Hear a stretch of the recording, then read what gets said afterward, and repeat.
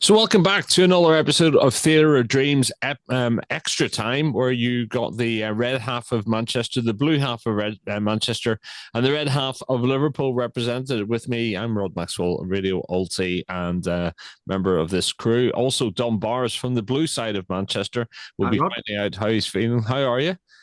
Yeah, very well, thank you. And representing the red half of Liverpool, top of the table at Christmas, will they be top of the table at the end of the league? Is Richard Irvine. How are you, Richard? Hi, Rodney. Hi, Dom. Hey, Rich. Right, guys. I mean, January is always an odd time. The transfer window has opened up, but there's not an awful lot of transfers going on. But in the area of managers, there's been quite a few changes. But let's start with the game last Sunday at Liverpool, Manchester United. Richard, you must have been feeling quite good for a while in this. Yeah, well, we spoke about it last week, saying that even though I usually feared the game, I couldn't see any other result apart from a Liverpool win. However, yet again, Man United against Liverpool, as they did with City, found another gear, but the performance was way better than the City game because the City game was just a miracle at the end. Was United turned up for Liverpool and played well consistently throughout the game. They were a threat, and I have to say, probably at the end of the game, even though we huffed and puffed, they deserved your draw. And of course, you could have won it at the end with Maguire, the ball, Zerski laid in that ball, which bobbled a little bit, but of course, that would have been a very famous win to win it with the last kick of the game. Fortunately, you didn't, and we took a point, and because it would have been awful to lose against. I said this before. I hate nothing. It's nothing worse than losing against United, but we have to. It was a 4-goal thriller, great for the neutral, and we still have only lost one game in the league, which is Notts Forest, which we'll talk about later. But yeah, well done, I suppose, for an improved performance. Well, it was interesting because when I looked at the lineup, I suddenly thought, actually, he's got the lineup right. We've got legs in midfield, whereas previously we had Casemiro and Ericsson. I don't know why the heck he chose those as midfield pair for the game before that. I like the starting lineup actually, and I mean, even when we were, we went ahead 1-0 in the second half, and I think it was a header from Lisandro Martinez. Then you came back, and it was 2-1. No, he whacked it. He whacked it in the past Allison into the corner. Really, it was just a really hard hit shot. He did. That's right. I did. And then for like the defender, that was good technique. And then you came back at us, and Gapco on 59, Mo Salah on 70 with a penalty. But even then, I didn't think we were completely out of it, you know. No. And then Dallo, who was man of the match, Dallo, I think he was man of the match. He had a very good game. Actually, no, it was Dallo. Diogo Dallo, I think, was man of the match actually. But we could have won it at the end. It just fell to the wrong player. A lot of people actually criticized Xerxes' pass to him, but to be honest with you, I think we were happy to take a draw at the end of the day. Dom, did you watch the game? Yeah, I mean, prior to it, I was very much in the camp that this was going to be a cricket school. You know, you couldn't see anything else, to be honest. And actually, United's team selection was probably the best that they can put out. It was the right selection. He'd learned from that Newcastle game. He now knows what he's working with again. So, and that's probably United at their best currently, based on the form and the ability and the squad he's got. That's probably as good as United can play. I would not taking anything away from United because they did step it up. I thought Liverpool game management was not as good as normal, and I thought obviously Trent got a little bit of grief off the media, and I think this time sometimes it's unfair, but my goodness me, he did switch off a few times terribly. So I just think you saw Van Dijk scolding him a few times, and the game management wasn't there. You let United get the goals. Martinez, he just ran away from Trent on that side. Just wasn't. It was a bit sloppy for Liverpool. They can't be brilliant every week. They've just been banging the goals in left, right, and centre. So it does happen across the season. You didn't lose.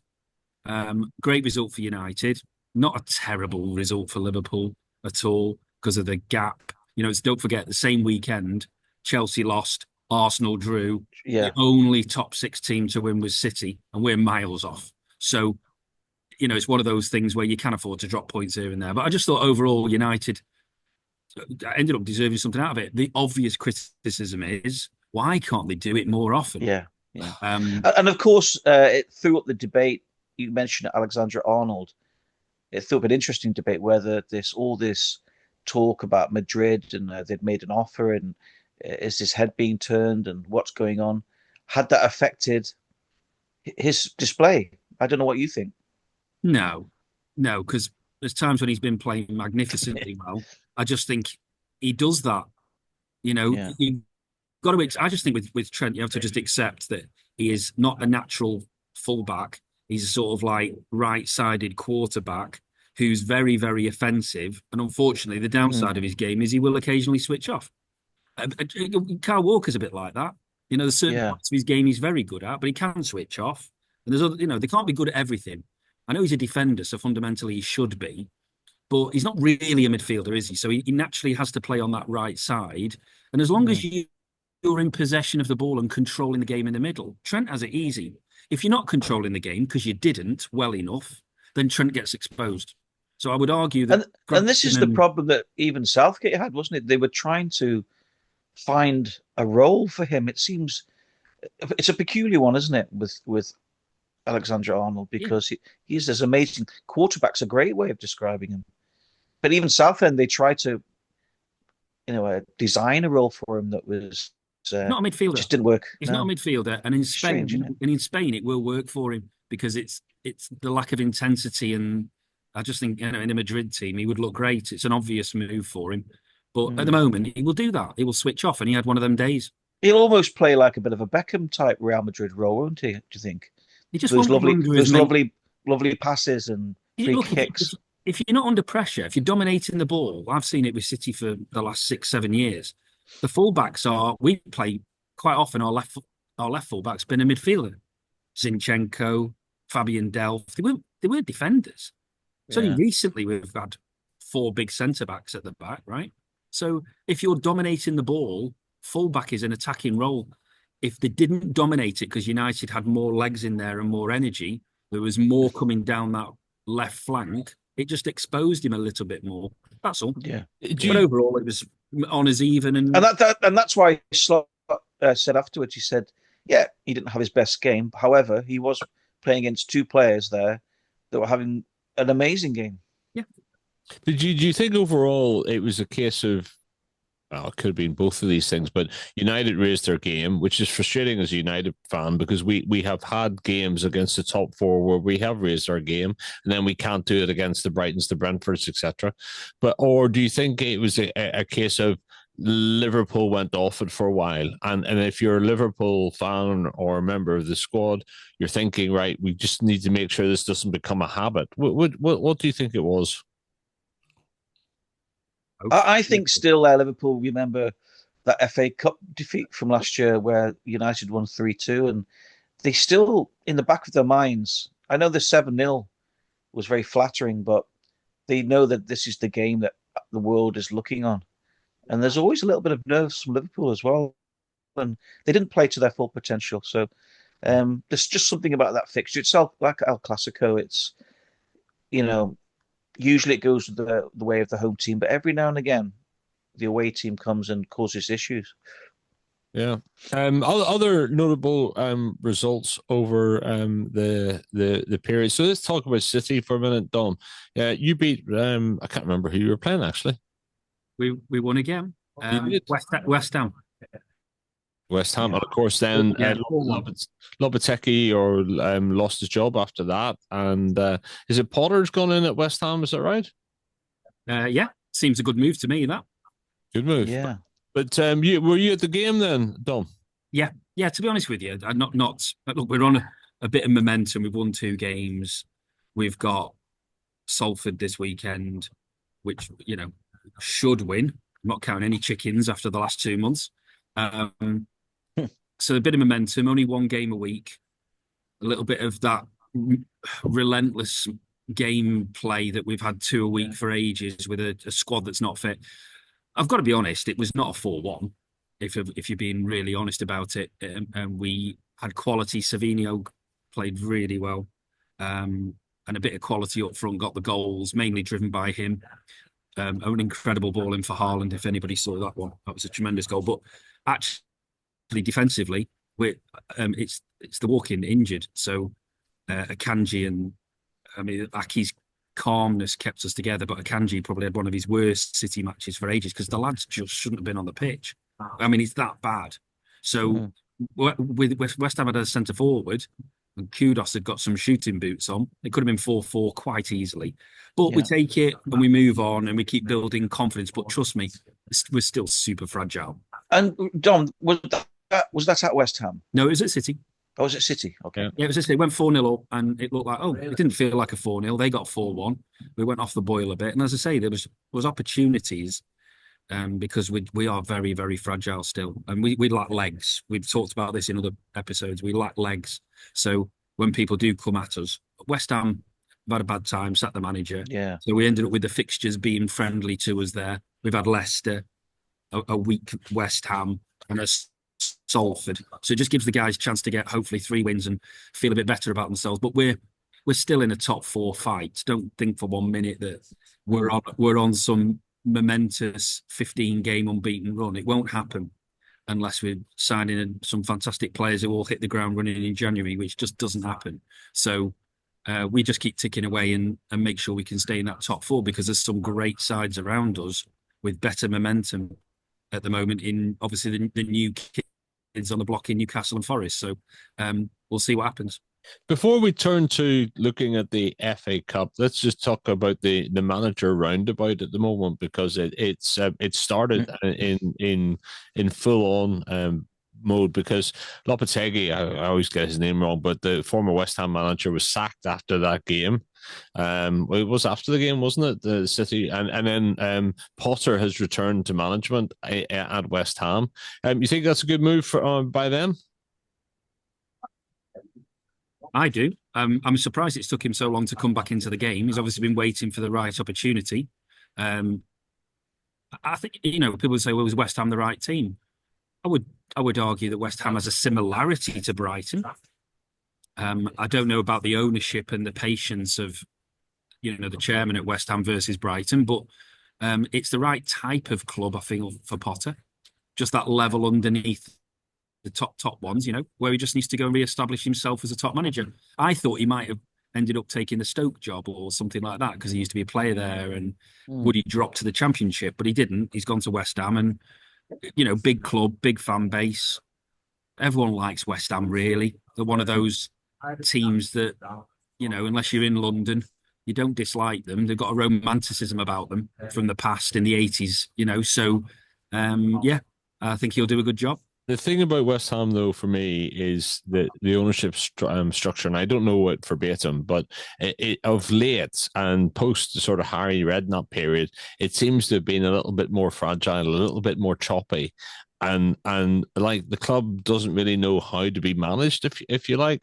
So I guess that's the only thing for him to worry about. The other big manager change was Sean Dyche being sacked. Did we see this one coming, guys? No, not at all. I didn't. And I think Don mentioned the timing as well, just hours before the FA Cup kickoff.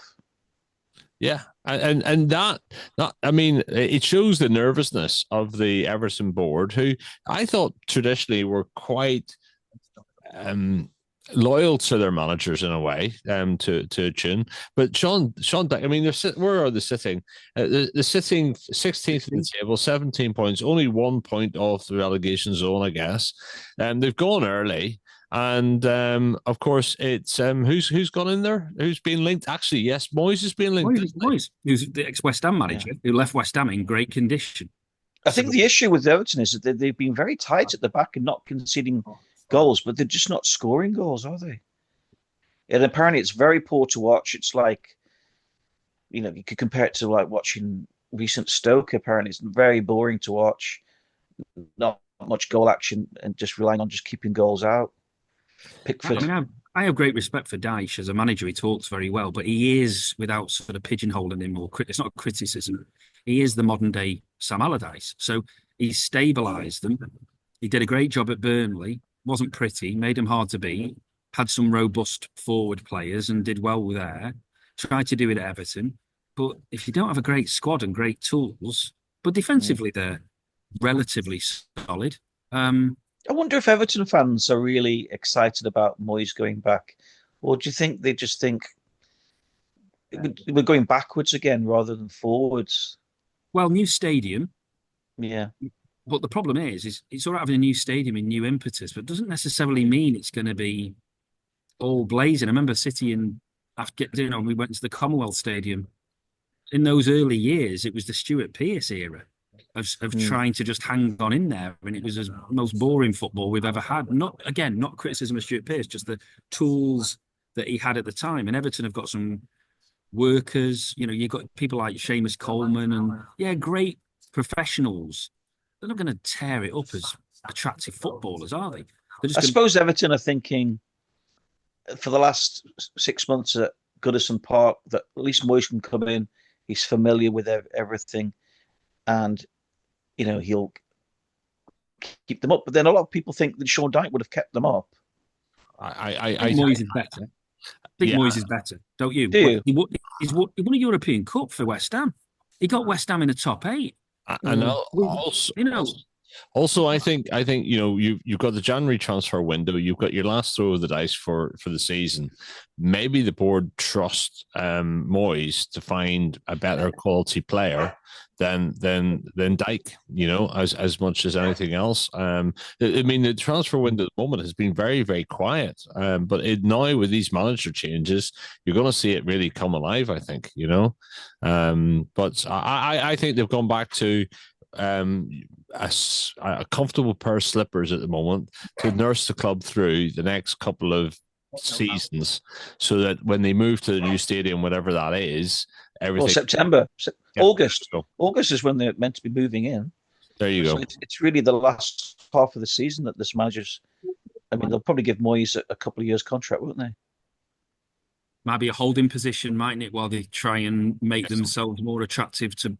It's very difficult in the modern game, though, just because you've got a new stadium and history to bring. Look at United trying to find the right manager. And nothing against them, but United. Everton, I like Everton. There's always classed them as the equivalent of City over in Merseyside to Manchester, the blue side. But we'll see. We'll just have to see what happens. But Moyes is an excellent professional who was 10 years at Everton, got them in the top half. All right, there's a few times when they got near the bottom. But when Moyes left, they've struggled continually, really, since Moyes left. It doesn't make him the prodigal son, and they're going to turn up and he's going to start doing fantastic things. But I think he is a level above Dyche, definitely. Right. So all weekend in my head, I've been singing Shaka Khan, but not I Feel For You. I feel for Rude, right? Because he's gone in there at Leicester. They're still 18th in the table. Oh, no, actually, no, they're not. They are 19th in the table, 14 points. He's got a huge job on his hands. And I just wonder whether he's got the knowledge, experience, capability to pull it around. You think it was a bad appointment?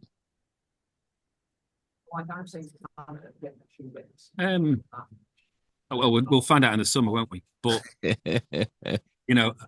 actually, he did a great job in those games at United. He's a nice. I know nice blokes don't necessarily win stuff, but he's a type of manager you'd feel that you'd want to play for. And let's be honest, again, just being realistic about where things are. Your Southamptons and your Ipswiches and your Leicesters are the bottom 3 for a reason, and they've come up. And who's really going to be Crystal Palace and Wolves? Maybe United, bit of tongue in cheek there, but it's really Crystal Palace and Wolves are the only ones who can get sucked. Oh, and Everton, who can get sucked into it. Yeah. So that's probably what they've seen is Everton don't want to get sliding into that. That's why they've done their change. Now they've got Moyes. Normally there's a reaction and a fresh impetus. I just don't see anything other than the 3 that came up going straight back down again. It's one of them years where they've not bridged the gap. Yeah. And I'll everybody. tell you one thing I also noticed, by the way, is Graham Potter has taken Pelach, who was sacked as Stoke manager recently, Yeah, to West Ham as his one of his coaches. yeah.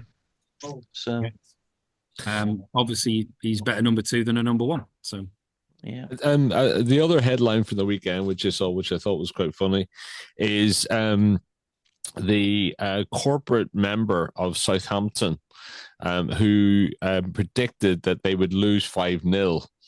And this must be some sort of sweepstake that you do in the stadium.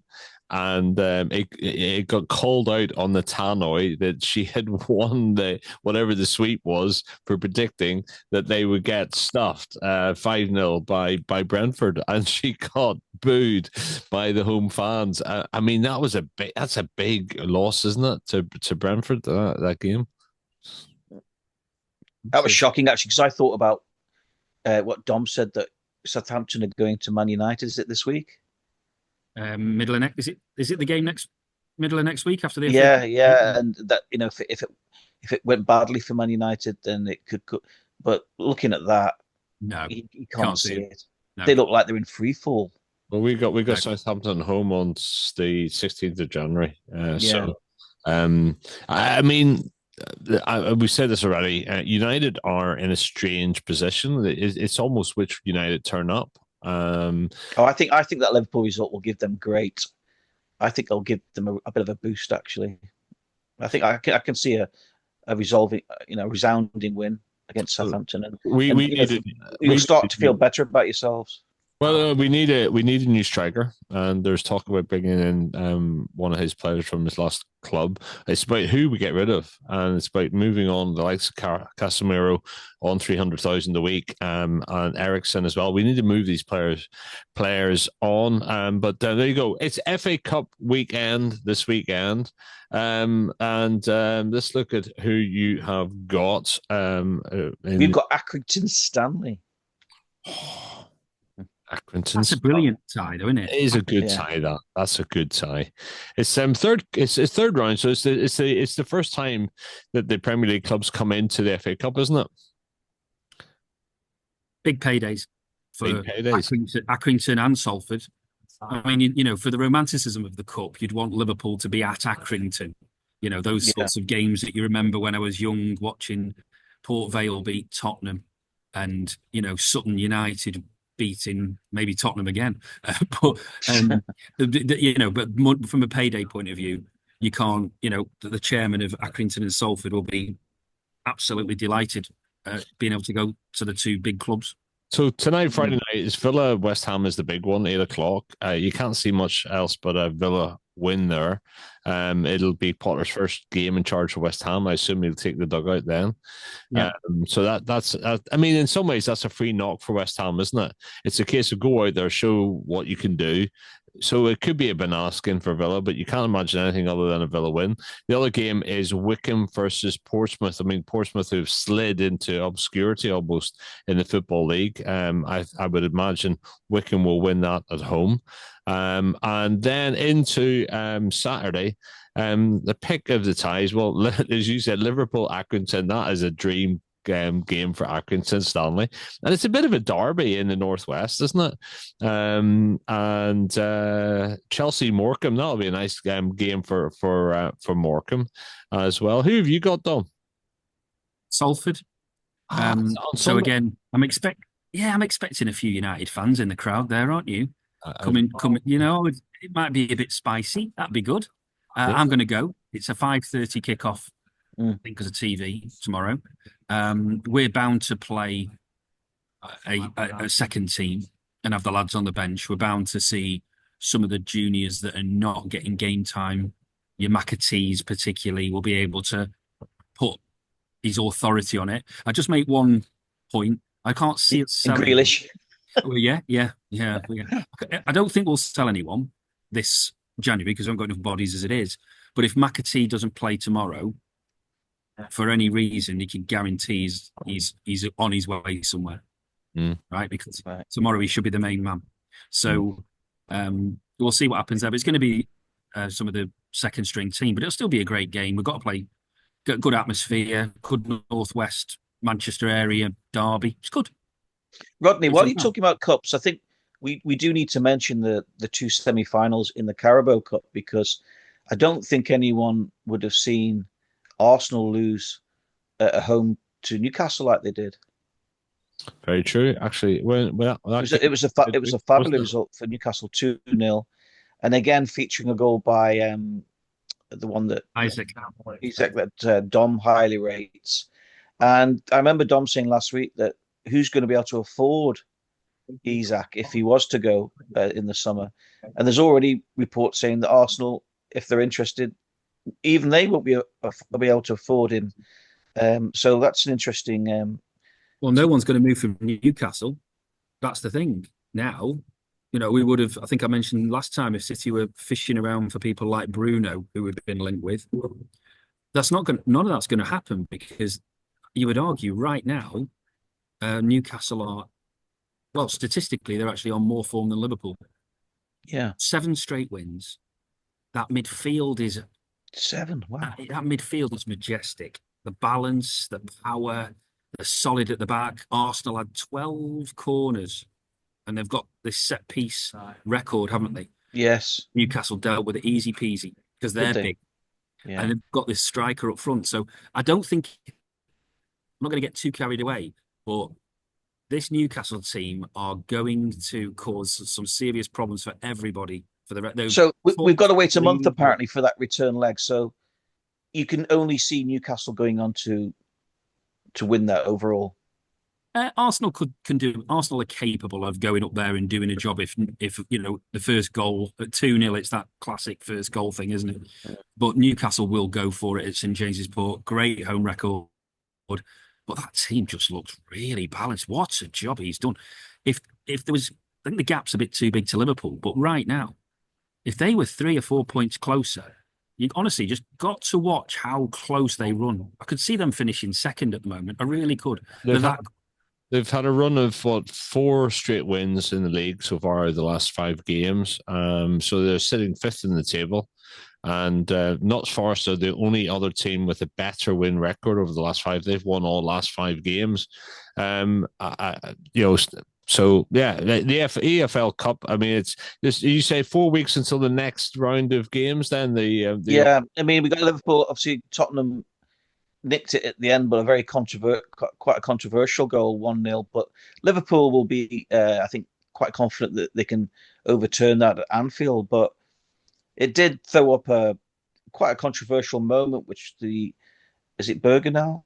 Yeah, it was The young lad playing for Tottenham, who was on a yellow, made that an obvious yellow card challenge. The referee played advantage, and which then led back to a goal scored by him, whilst the defender that he injured in that tackle was off the pitch. So it was like a perfect storm of little events that led to a lot of anger and a lot of frustration from the Liverpool bench.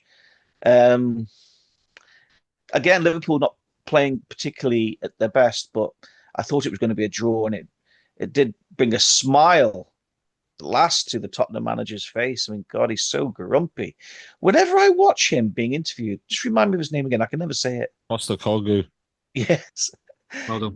When you watch his interviews, listeners and you guys, you watch he rarely gives the interviewer eye contact. He always looks at the floor, and then every 20 seconds he looks at the interviewer and then looks down again.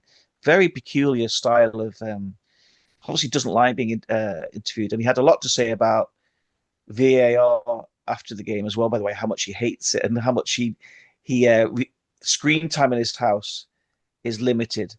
And I tell you what, he did make an interesting point was, and I think we should bring this up in this one. Did you notice in that game, the referee was mic'd up, so when he spoke about the VAR or the offside, he ran, and that was offside because everybody blah blah blah blah blah.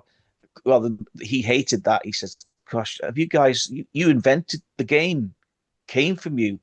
You sing it's coming home, and you're letting it all this change." And he said, "I'm surprised you're allowing it all this because what did that add to the game?" He said, "What did that add?" He's just taking over from a grumpy old man at the moment in some ways, possibly. But that is a, I don't know what you guys think, but so they want to basically, they're experimenting in that particular leg about the crowd being able to hear the referee's reasoning, or why the goal was disallowed. In this case, VAR decided it was offside. We should come on to this at some other time, but I think that is a little bit more than it's needed at the moment, and I think it disrupts too much of the game time. So I don't personally feel like I need to be hearing that in the game. But we'll come back to that. But I wonder though, if that's more for the people in the stadium rather than us. At home, we're seeing the lines drawn. Yeah. So the referee is almost telling the crowd who don't see that why it was disallowed. So I can see that reasoning possibly. Yeah, it's almost feeling more American, isn't it? Ever so slightly. Yeah. Let's get back to the FA Cup, because this just turned to Sunday's fixtures, because there's a few tasty fixtures, and one of them being Arsenal versus United at 3:00. That's a cracker of a game. Oh, I'd forgotten about that.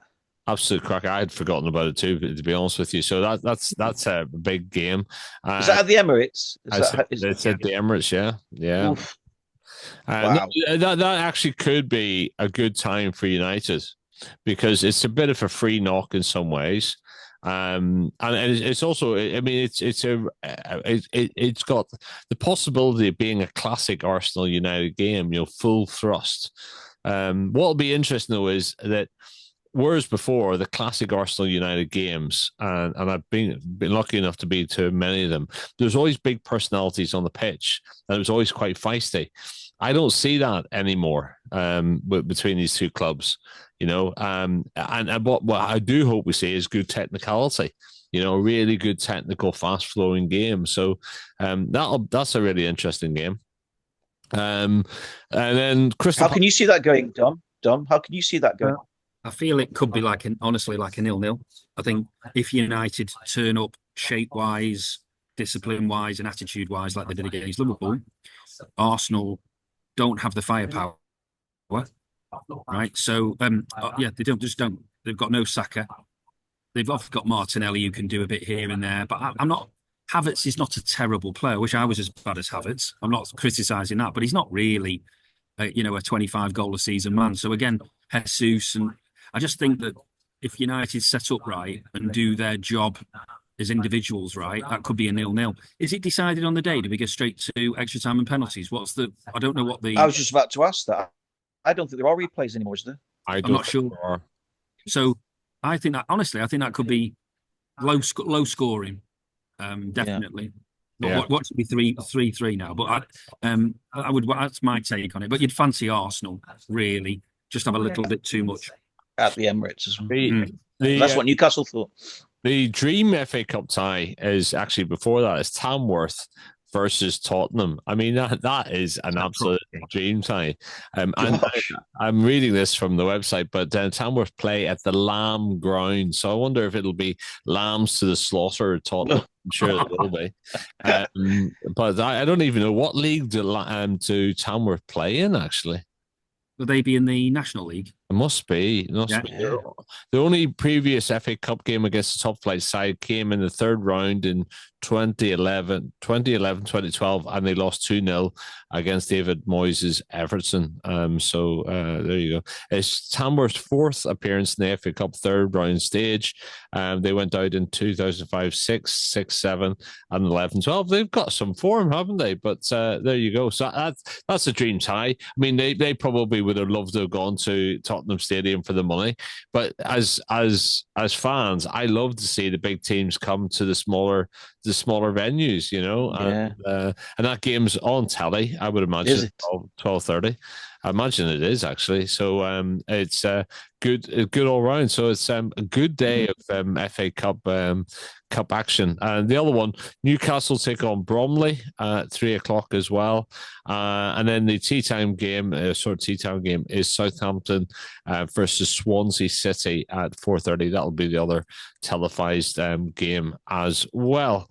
And then the final FA Cup third round game is Millwall versus Dagenham and Redbridge. Now, what tells me that's like an old firm sort of rivalry thing. You expect people to turn up with baseball bats and chains.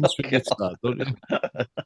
Sorry, Millwall Dagenham fans, but that's got real sort of London vibes of the 1950s and 60s, doesn't it? A good day out.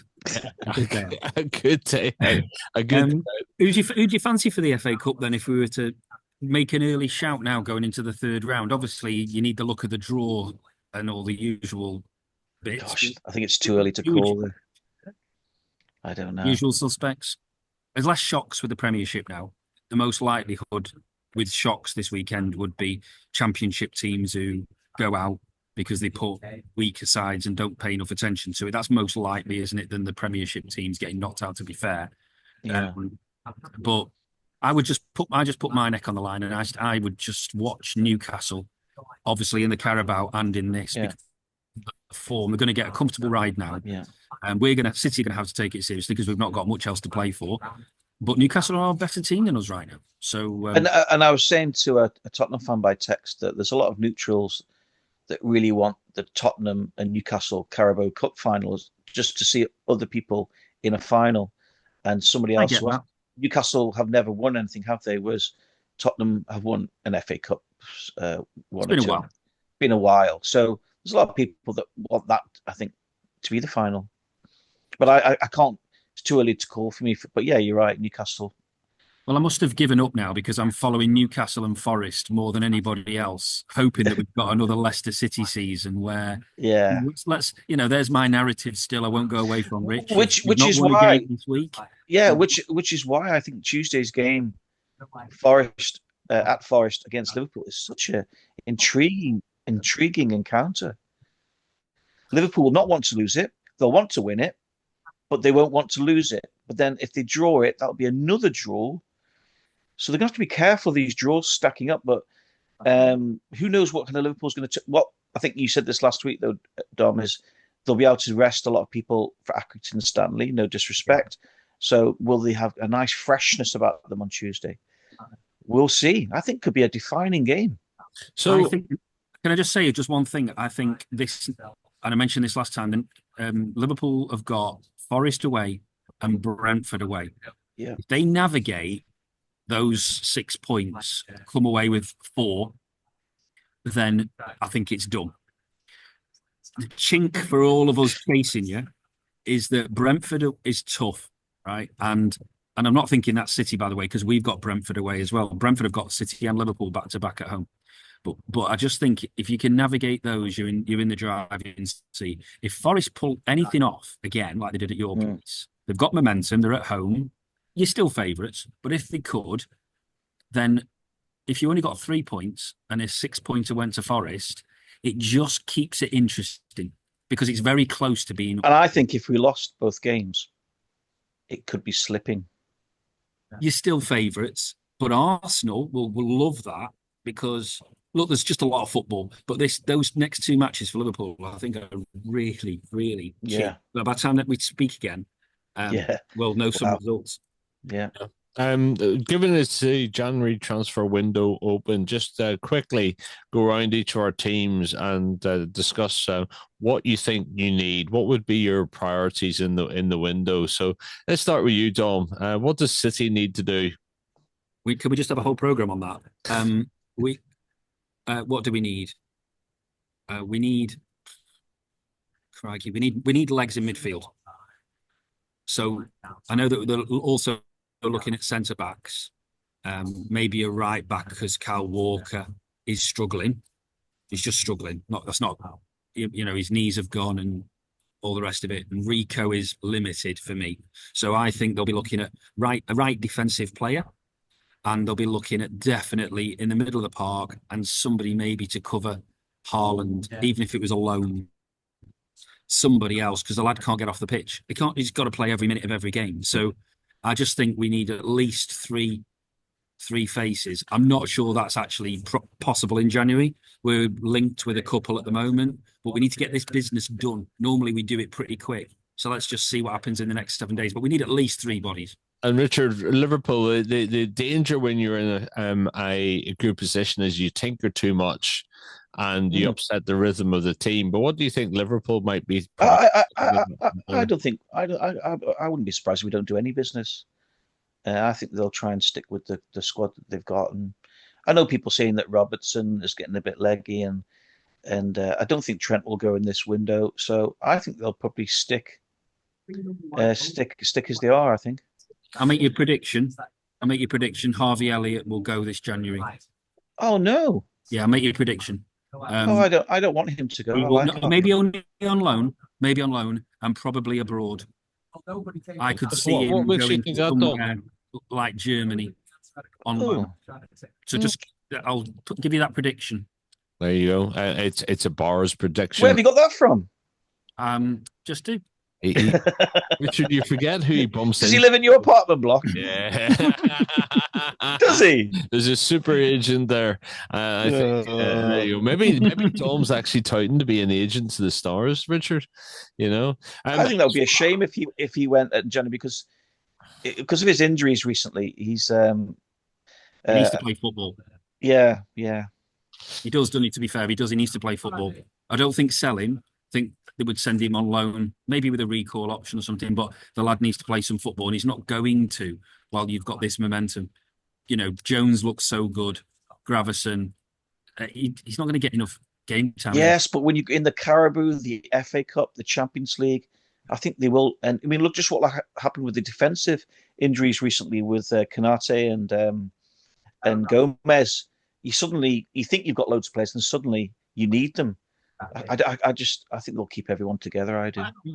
We've been burnt on that, letting too many go and not replacing. But I just think he's too good to not be playing football, and he will want to play. So that would be my only prediction for you: is an outgoing. You won't bring anybody in. It's settled. It looks really good. And when it comes to United, I think it's as much about who they manage to get out as well as who they could bring in. Of course, you need that with fair play, financial fair play. But I think Casemiro going to the Middle East would be a good deal because that gets 300,000 a week off the books, and we can see that he's not fit to play anymore in that position. Possibly an Ericsson as well. It might be, but and we need a striker in, and we're currently being linked to Napoli and Georgian forward Kvitschka. I have no idea how you pronounce that, but anyway, somebody who's playing for Napoli, and he's a Georgian, but Paris Saint-Germain and Liverpool are also in the mood for him as well. We're going to wrap up with a headline from today's Daily Express, the back sport, and it's one of those classic ones with Moyes in talks to return to Everton.